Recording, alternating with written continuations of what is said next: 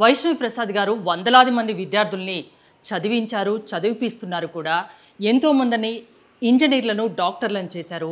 వాళ్ళ ఇంట్లోనే పెట్టుకొని కొంతమంది విద్యార్థుల్ని చదివిపిస్తున్నారు. వారితో ఒకరిద్దరితో మనం మాట్లాడి చూద్దాం. పేరు? రాజు మ్యామ్. రాజు. రాజు నేటివ్ ఇక్కడ? మా నేటివ్ వచ్చేసి నాగర్ కర్నూలు మ్యామ్. నాగర్ కర్నూలు జిల్లా. వైష్ణవి ప్రసాద్ గారు ఎలా తెలుసు నీకు? సార్ వాళ్ళ సిస్టర్ పెద్దక్క మా స్కూల్లో టీచర్ అనమాట. నేను 10th ఉన్నప్పుడు సార్కి పరిచయం చేశాను నార్మల్గా. అప్పటి నుంచి నేను నా 10th అయిపోయిన ఒక 1 monthకి నేను ఇక్కడికి వచ్చాను. అప్పటి నుంచి మొత్తం సార్ చూసుకుంటున్నాను. అంటే అమ్మా నాన్న వాళ్ళు చదివిపిస్తున్నారా? 10th వరకు చదివించారా? 10th వరకు అంటే మా ఫాదర్ మదర్ ఎక్స్పైర్ అయిపోయారు. ఓకే, ఇద్దరు లేరు. 7th క్లాస్లో ఫాదర్ ఎక్స్పైర్ అయిపోయారు. తర్వాత 10th పరిచయం అయిన దగ్గర నుంచి మొత్తం సారే చూసుకున్నాం. ఓకే, మీకు పేరెంట్స్ లేరు కాబట్టి వైష్ణవ్ ప్రసాద్ గారు వాళ్ళ ఇంట్లోనే పెట్టుకొని మిమ్మల్ని చదివిపిస్తున్నారు. ఓకే, అన్ని విధాలుగా చూసుకుంటున్నారా? ప్రతి ఒక్కటి సారే చూసుకుంటారు. ప్రతి ఒక్కటి దేంట్లో అయినా సారే హెల్ప్ చేస్తారు. అంటే అక్కడ ఎవరైనా ఉన్నారా ఇంకా ఊర్లో? నాగర్ కర్నూలులో సిస్టర్ ఉన్నారు. సిస్టర్ ఉన్నారు. మీ బంధువులు ఎవరైనా మిమ్మల్ని పట్టించుకున్నారా? అసలు సారే పట్టించుకుంటారు. ఎవరు పట్టించుకోలేదు, వైష్ణవి ప్రసాద్ గారే చేరదీసి మిమ్మల్ని చదివిపిస్తున్నారు. అవును మేడం. ఏం చెప్తారు మీరు వైష్ణవి ప్రసాద్ గారి గురించి? అంటే సార్ గురించి ఎంత చెప్పినా తక్కువనే.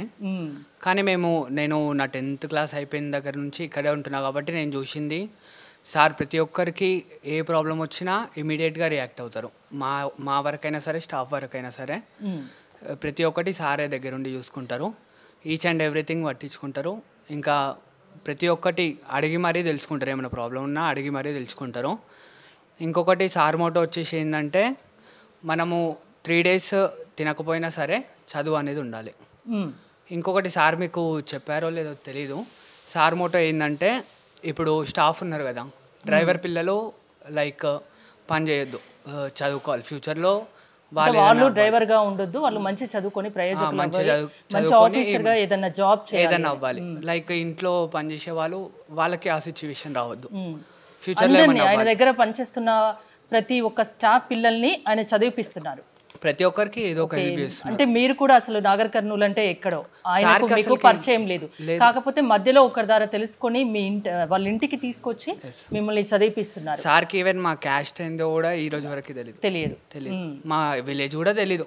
జస్ట్ కాకపోతే మీకు ఎవరు లేరని తెలుసుకొని మీకు చదువుకోవాలన్న ఇంట్రెస్ట్ ఉంది కాబట్టి ఆయన ఇంటి వరకు తీసుకొని ఆయన ఇంట్లోనే మిమ్మల్ని చదివిపిస్తున్నారు. అంతేనా? అంతే. నీ పేరు? నా పేరు నరసింహ. నరసింహ. ఓకే, ఇద్దరు బ్రదర్సా? ఇద్దరం బ్రదర్స్. ఓకే, మీకు పేరెంట్స్ లేరు, ఇద్దరు చనిపోయారు కాబట్టి వైష్ణవ్ ప్రసాద్ గారు మిమ్మల్ని అంటే మధ్యలో ఎవరి ద్వారానో పరిచయం అయ్యారు. ఎవరు లేరని తెలుసుకొని ఇక్కడికి తీసుకొచ్చారు. ఇప్పుడు ఏం చదువుతున్నావు? ఇప్పుడు డిగ్రీ 2nd year. నువ్వు ఏ క్లాస్లో వచ్చావు ఇక్కడికి? ఇక్కడికి డిగ్రీలోనే వచ్చాను. 1 year అయింది వచ్చేసి. ఓకే, ఎలా ఉంది ఇక్కడ? ఇక్కడ చాలా బాగా చూసుకుంటున్నారు. సొంత కొడుకులా చూసుకుంటాడు. ఏమి ఇబ్బంది ఉన్నా సారే చూసుకుంటారు. మీకోసం ఇంత చేస్తున్నారు కదా వైష్ణవి ప్రసాద్ గారు, మీరు ఇంకా బాగా చదువుకొని జాబ్ వచ్చాక మీరు ఏమైనా చేస్తారా ఆయన కోసం? పక్కా చేస్తాం. ఏం చెప్తారు ఆయన గురించి చెప్పమంటే? సార్ అయితే చాలా మంచివాడు, చాలా బాగా చూసుకుంటాడు మమ్మల్ని. అంటే పేరెంట్స్ ఇద్దరూ లేరు, నిజంగా చాలా బాధాకరమైన విషయం. మీకంటూ ఒక తోడు దొరుకుతుంది, అది వైష్ణవి ప్రసాద్ గారి వల్ల. ఆయన ఇంతగా చదివిపిస్తారు, ఇంత బాగా చూసుకుంటారు, మీకు లైఫ్ దొరుకుతుందని ఎప్పుడన్నా అంతకుముందు అనుకున్నారా? సార్ వచ్చాక సార్ చూసుకుంటున్నప్పటి నుంచే ఇక ఎవరు పట్టించుకోలేదు, బంధువులు వాళ్ళు ఎవరు పట్టించుకోలేదు. ఓకే, ఒక దేవుడిగా వైష్ణవి ప్రసాద్ గారు వచ్చి చూసుకుంటున్నారు వాళ్ళ ఇంట్లో పెట్టుకొని. మామూలుగా డబ్బులు ఇవ్వడం, ఎక్కడో చదివించడం అది వేరు, వాళ్ళ ఇంట్లో పెట్టుకొని వాళ్ళ పిల్లలతో పాటు చూసుకోవడం రియల్లీ గ్రేట్. చూశారు కదా, ఎక్కడో నాగర్ కర్నూలు, ఎక్కడో పరిచయం, ఎవరి ద్వారానో పరిచయం అయింది. ఆ పిల్లలకు పేరెంట్స్ లేరు. సో అది తెలుసుకొని ఆయన ఎక్కడో పెట్టి చదివించవచ్చు డబ్బులు ఇచ్చి. అలా కాకుండా ఆయన పిల్లలతో సమానంగా వాళ్ళ ఇంట్లో పెట్టుకొని చదివిపిస్తున్నారు. ఇంకో అబ్బాయి కూడా మనతో పాటు ఉన్నారు, వారితో మాట్లాడదాం. పేరు? నమస్తే మేడం, నా పేరు శ్రీకర్. ఎక్కడి నుండి వచ్చావు? మేము మంగళగిరిలో ఉంటాం. మంగళగిరిలో ఉంటాం. అవును. మంగళగిరిలో ఉంటారు. అవును. ఎలా తెలుసు వైష్ణవ్ ప్రసాద్ గారు? మా ఫాదర్ ఇక్కడే వైష్ణవి క్యాటరింగ్స్ది అక్కడ విజయవాడ బ్రాంచ్లో పనిచేస్తారండి. ఆయన సూపర్వైజర్ అక్కడ. సో ఆయన ద్వారా అంటే లైక్ నేను చదువుకోవడం అది అప్పుడు కూడా అబ్జర్వ్ చేసేవారు. ఆ తర్వాత మేము ఇంకా బీటెక్కి వెళ్ళాలి అనగా ఆయన హెల్ప్ చేయడం జరిగింది. ఓకే, మిమ్మల్ని ఇప్పుడు మీ నాన్నగారు ఇక్కడ ఆయన దగ్గర పనిచేస్తున్నారు, సో మిమ్మల్ని వైష్ణవి ప్రసాద్ గారు చదివిస్తున్నారండి. ఓకే, ఏం చెప్తారు అంటే బాగా చూసుకుంటున్నారా ఇక్కడ, ఎలా ఉంటుంది? బాగా చూసుకుంటారండి. ఒక రకంగా మాకు అన్న వాళ్ళు ఎవరు అంతలా హెల్ప్ చేయకపోయినా అవన్నీ ఏం పట్టించుకోకుండా చదవగలగడు అన్నవి చూసుకుని ఆయన తరంగా ఆయన ఎంత హెల్ప్ చేయాలో అన్నీ హెల్ప్ చేస్తూ ఉంటారు.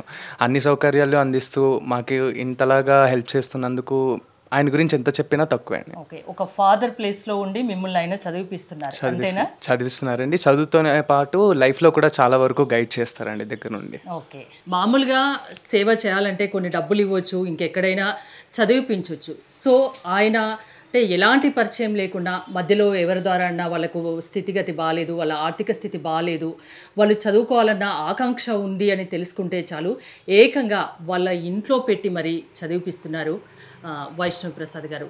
నిజంగా ఒక మంచి మనసున్న వ్యక్తిగా వైష్ణవి ప్రసాద్ పేరు చెప్పొచ్చు. నేను చెప్పడం కాదు, చాలామంది ఇక్కడి వాళ్ళు అదే చెప్తున్నారు. ఈసారి పార్లమెంట్ ఎన్నికల్లో మల్కాజ్గిరి స్వతంత్ర అభ్యర్థిగా వైష్ణవి ప్రసాద్ పోటీ చేస్తున్నారు. సో ఆయన నిజాయితీకి నచ్చి మీరు ఓటేయండి, ఇంకా సేవ చేస్తారు. సేవా దృక్పథం ఒకటే కాదు, సేవ చేయాలన్న తపన ఆయన సంపాదించిన దాంట్లోంచి ఆయన సేవ చేస్తున్నారు. ఒక పదవి, ఒక రాజకీయ పదవి వస్తే దాని ద్వారా ఇంకా సేవ చేయొచ్చని ఇక్కడి వాళ్ళు చెప్తున్నారు. సో చూస్తూనే ఉండండి సుమన్ టీవీ.